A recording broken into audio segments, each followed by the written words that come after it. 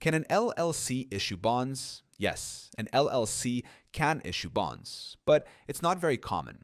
Bonds are debt instruments, meaning the LLC borrows money from investors and promises to pay it back with interest over time.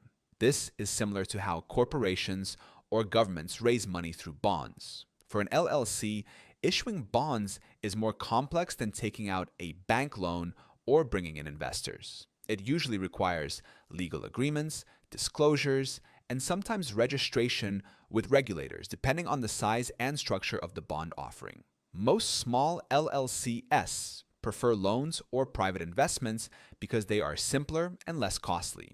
That said, larger LLCs with significant assets or projects may issue bonds as a way to raise capital without giving up ownership interests. Zen Business can help you form your LLC and guide you on structures that make raising capital, whether through investors, loans, or bonds, easier.